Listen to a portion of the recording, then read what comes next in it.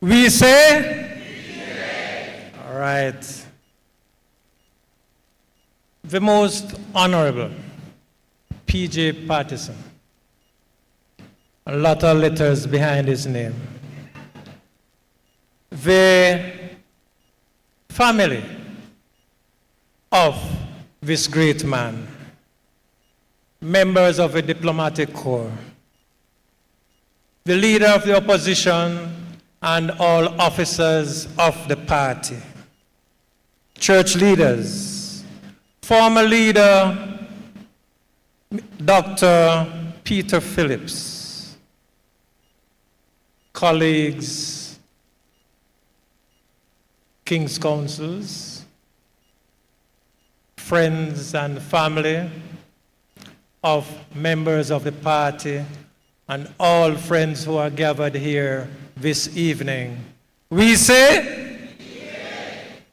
Okay.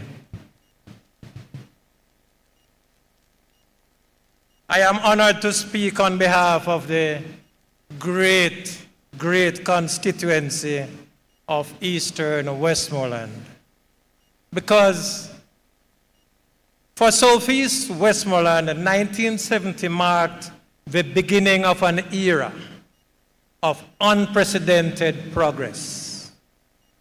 The single most obvious driver behind a raft of social investment and infrastructural development in the constituency was without a doubt the dynamic P.J. Patterson. He came to us young, gifted, and black. He also came to us as a shining star in the firmament of the People's National Party. There was great excitement in the crowd on the Darlington School ground that afternoon when he made his first public appearance in the constituency. One well-known activist asked me who I was supporting. My response, PJ, was greeted with high fives. No more, man, we're tired of backbenchers. We want minister material.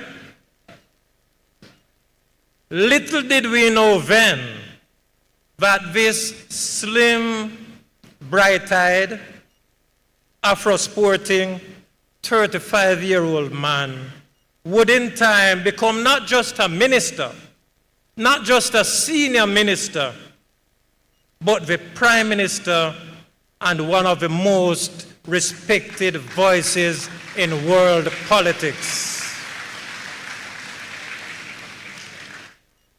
PJ's campaigns always had a festive energy.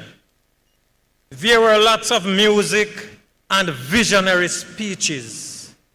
Those were the days when all public speakers tried to sound like Michael Manley, but PJ sounded like himself, like a countryman, with sound bites rooted in biblical verses and cultural expressions.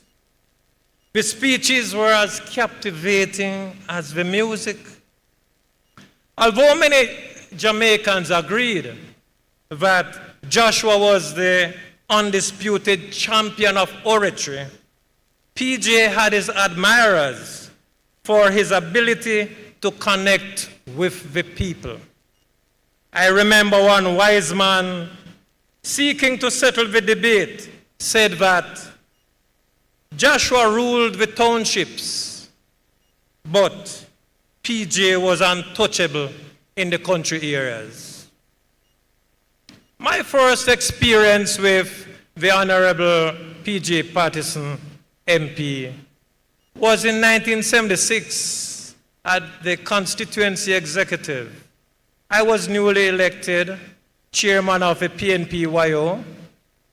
I was immediately impressed by his patience, his listening skills, his thoughtful statements, and his photographic memory.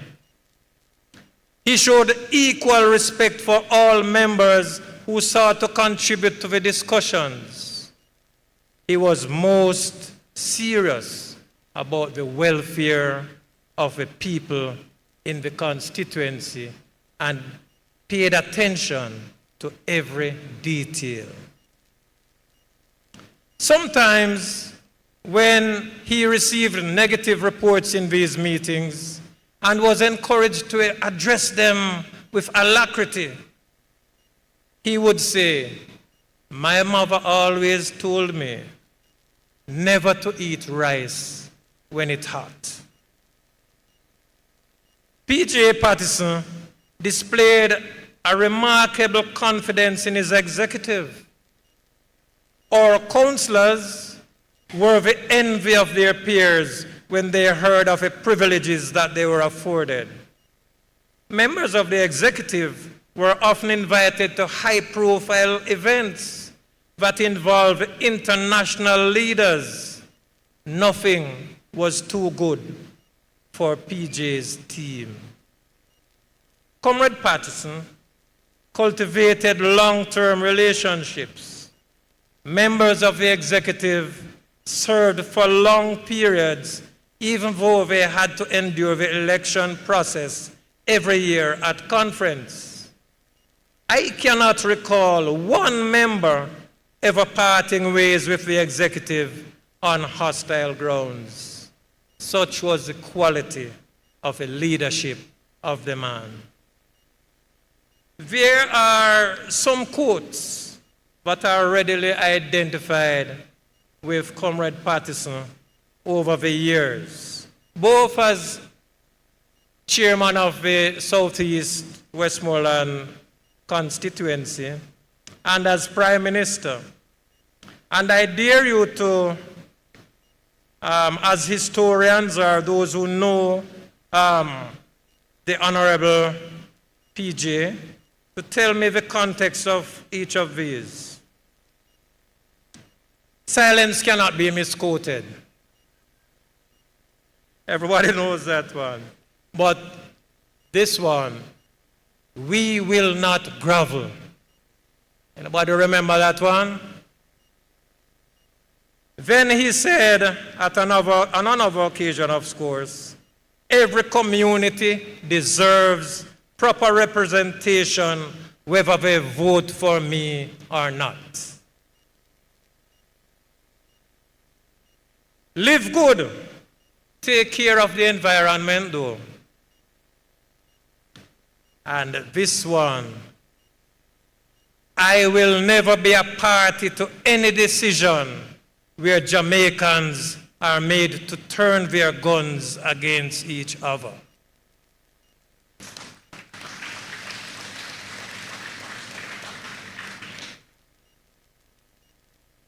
Equally well known is this quote, I could just say phrase, and I think it is as relevant now as it was then when he said it. Fly the gate!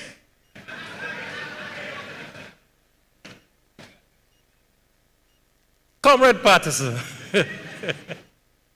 It was Councillor Singer Brown who had the habit of showing his appreciation with anything you said or did by exclaiming, "Boundary!" As a cricket and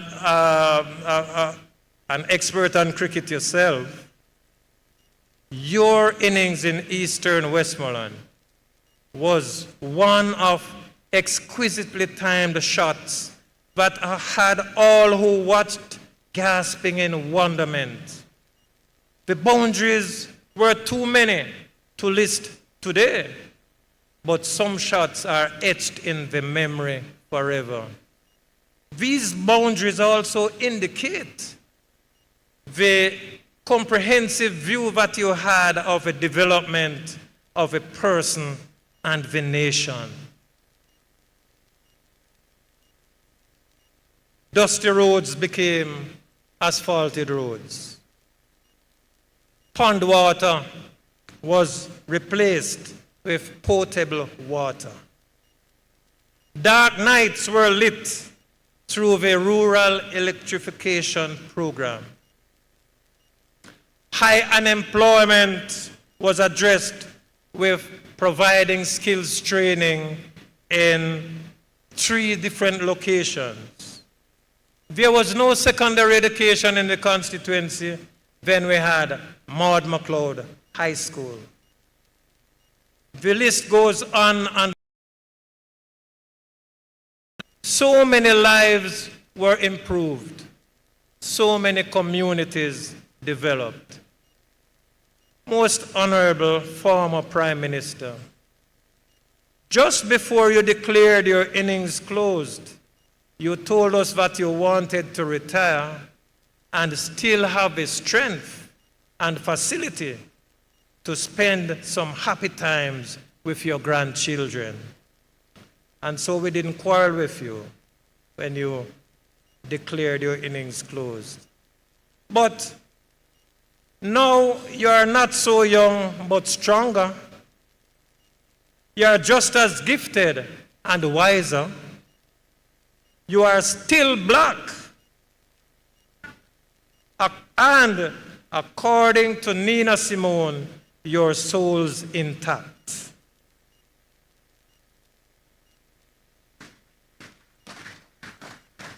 Eastern Westmoreland salutes you on this your special milestone. We note that you were always a busy man, and it seems that you still enjoy being a busybody. We also note that the years have treated you well.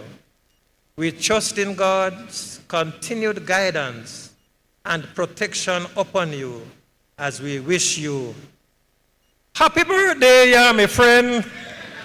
One more time on them. One love from the people of Eastern Westmoreland and Region 6.